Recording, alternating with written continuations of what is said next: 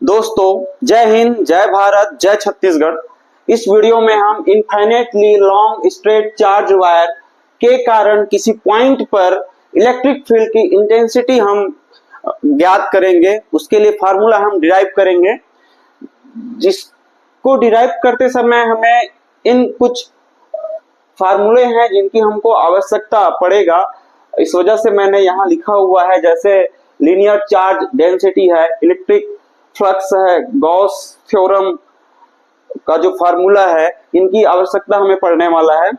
और हमारा जो टॉपिक है वो है intensity of electric field due to infinitely long straight charge wire. कुल मिलाकर के हम एक infinite long straight charge wire है जो कि यूनिफॉर्मली चार्ज होगा, जिसके कारण किसी पॉइंट पर इलेक्ट्रिक फील्ड की इंटेंसिटी के लिए फार्मूला हम डिराइव करेंगे। तो सबसे पहले हम infinite long straight charge wire draw कर लेते हैं। हम मान के चलते हैं L, जो कि infinite long straight charge wire है जो कि यूनिफॉर्मली चार्ज्ड है।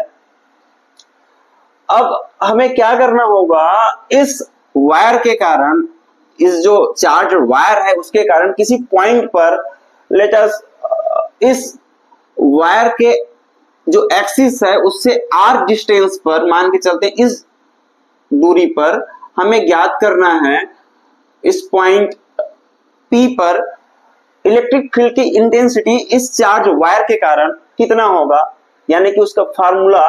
तो हमें करना ये होगा कि इसके लिए गॉसियन जो सरफेस होता है, गॉसियन सरफेस, वो हमें ड्रॉ करना होगा। गॉसियन सरफेस जो है एक हाइपोथेटिकल क्लोज्ड सरफेस होता है, काल्पनिक पृष्ठ है जिसे हमें ड्रॉ करना होगा। तो इस पर फिट बैठेगा सिलेंडर जो है, सिलेंड्रिकल सरफेस जो है। तो हम R रेडियस के और L लेंथ का एक सिलेंडर जो है ड्रॉ कर लेते हैं।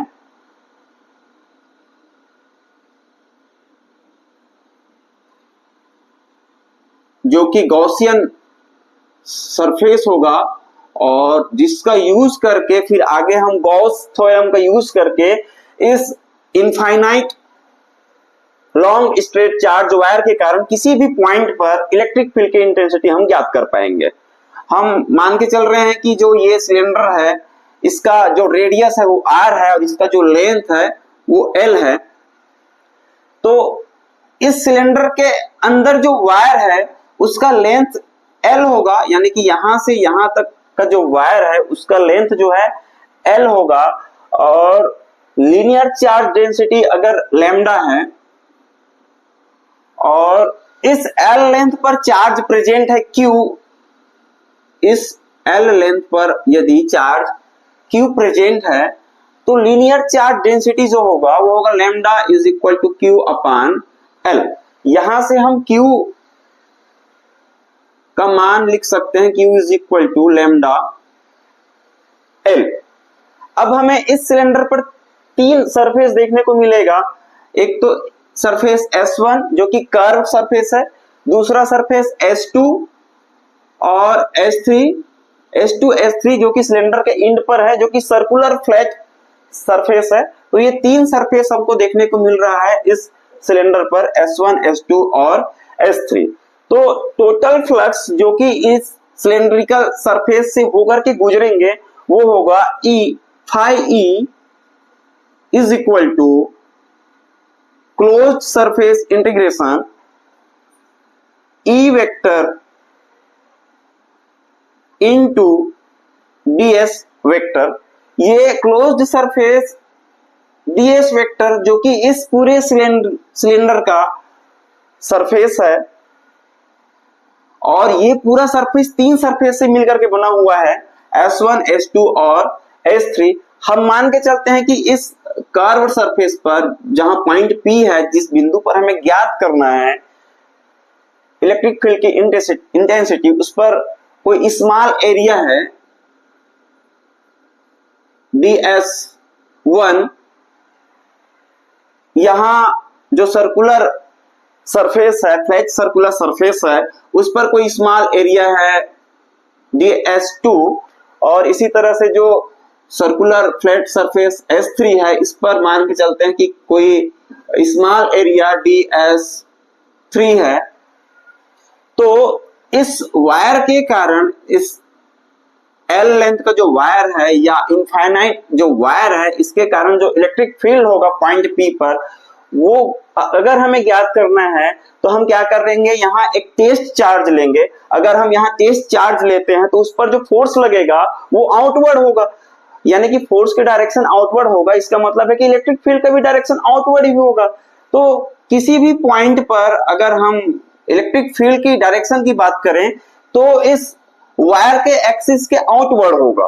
तो जो डायरेक्शन होगा इस पॉइंट P पर, यानी कि इस स्मॉल एरिया DS1 पर जो पॉइंट P है उस पर, वो होगा आउटवर्ड। और ये जो स्मॉल एरिया DS है, इसका भी जो डायरेक्शन होगा वो भी उसी डायरेक्शन में होगा।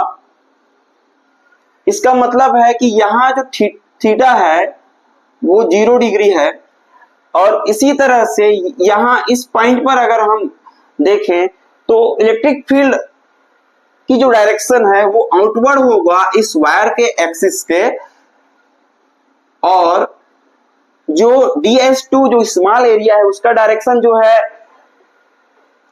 नीचे की ओर होगा, इस तरह से। यानी कि यहां जो एंगल बनेगा वो 90 डिग्री का होगा।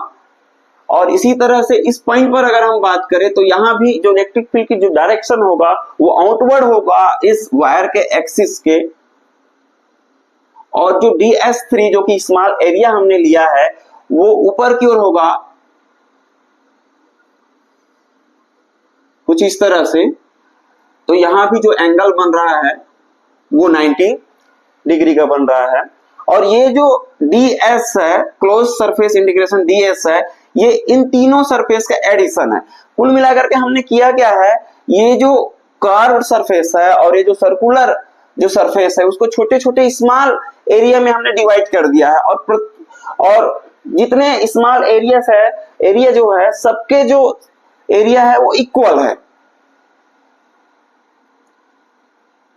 तो इस इक्वेशन को हम कुछ इस तरह से लिख सकते हैं। सरफेस S1 के लिए यहां लिखते हैं S1, इंटेंसिटी उतना ही होगा, E vector dot DS1 vector plus closed surface integration. S2 के लिए E vector dot DS2 vector, जो कि ये जो एंड पर है सिलेंडर के नीचे की ओर बॉटम में, closed surface S3 E vector dot DS3 vector. कुल मिलाकर के ये DS1 वेक्टर जो surface closed surface integration DS1 vector है, ये कर्व जो सरफेस है उसका एरिया है, टोटल एरिया है। और DS2 वेक्टर जो इंटीग्रेशन है, क्लोज सरफेस इंटीग्रेशन है, वो ये जो बॉटम इन में जो सरफेस है, सर्कुलर फ्लैट सर्कुलर सरफेस है, उसका एरिया है, टोटल एरिया है। इसी तरह से ये DS3 जो अप साइड में जो फ्लैट सर्कुलर सरफेस है उसका एरिया है। आगे हम इस इक्वेशन को कुछ इस तरह से लिख सकते हैं, डॉट प्रोडक्ट है तो इसे हम लिख सकते हैं close surface integration EDS cos, और थीटा के रूप में हम लिखेंगे।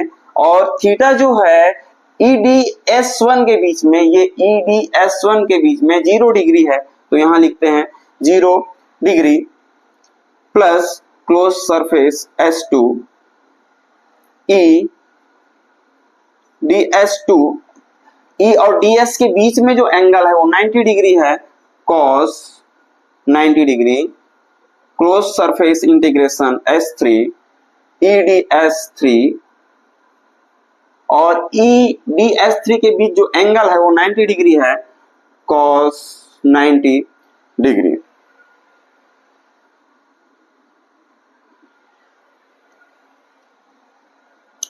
यहां इस इक्वेशन को आगे जब हम लिखेंगे cos 0 is equal to 1, cos 90 is equal to 0, cos 90 is equal to 0, तो ये दोनों टर्म जो है 0 हो जाएगा। हमें क्या मिलेगा, phi e is equal to EDS close surface integration E plus 0 ये इक्वेशन हमें मिल जाएगा। देखिए ये phi e is equal to close surface E vector dot दिया है कहां से, यहां से, इलेक्ट्रिक फ्लक्स से। ये स्मॉल एरिया है जिससे गुजरने वाले ये इलेक्ट्रिक लाइंस है। अगर ये बड़ा सरफेस होता तो इसको हम क्या करते हैं, छोटे छोटे स्मॉल एरिया में हम डिवाइड करते हैं, और जब उस पूरे एरिया से गुजरने वाला इलेक्ट्रिक फ्लक्स हमें ज्ञात करना होता तो हम क्या करते हैं, इसको इंटीग्रेट करते हैं क्लोज सरफेस, और फिर हमें इस तरह से ये इक्वेशन हमें मिलता। तो यहां से हमने इस इक्वेशन को लिया है। चलिए आगे बढ़ते हैं। तो ये इक्वेशन हमें प्राप्त हुआ। इस इक्वेशन को हम कुछ इस तरह से लिख सकते हैं, phi e is equal to E जो कि इलेक्ट्रिक फील्ड है जो कि कांस्टेंट रहेगा, क्लोज सरफेस S1, और यहाँ है ds1 है, ये ds1 है, इसको लिखते हैं ds1। आप ध्यान से देखिए डायग्राम में, ds1 जो है कर्व सरफेस है, और क्लोज सरफेस इंटीग्रेशन ds1 यानी कि इस पूरे कर्व जो सरफेस है उसका एरिया कितना होगा, पृष्ठीय क्षेत्रफल, जो वक्राकार पृष्ठ है उसका पृष्ठीय क्षेत्रफल। तो area of curve surface is, radius है r और लेंथ है l, तो E into 2 pi r l इतना होगा। अकॉर्डिंग टू गॉस थ्योरम, इसे हम इक्वेशन नंबर 1 देते हैं। अकॉर्डिंग टू गॉस थ्योरम,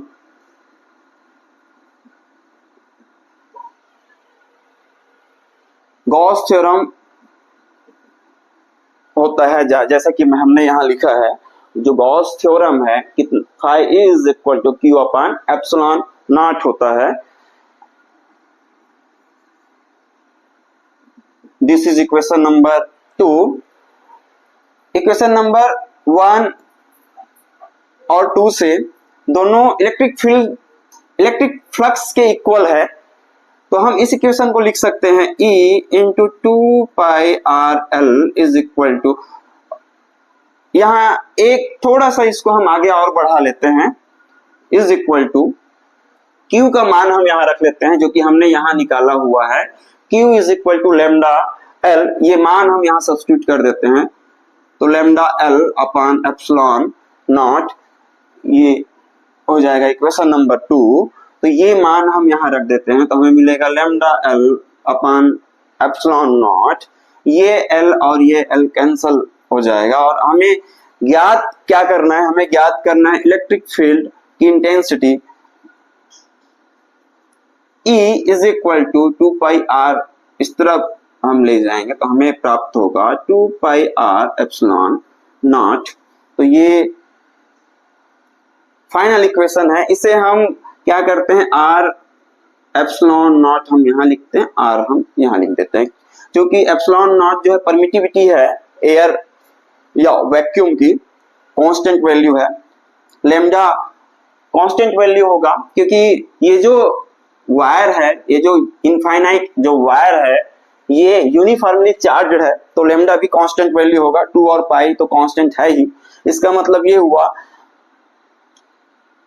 कि E जो है, इलेक्ट्रिक फील्ड की इंटेंसिटी जो है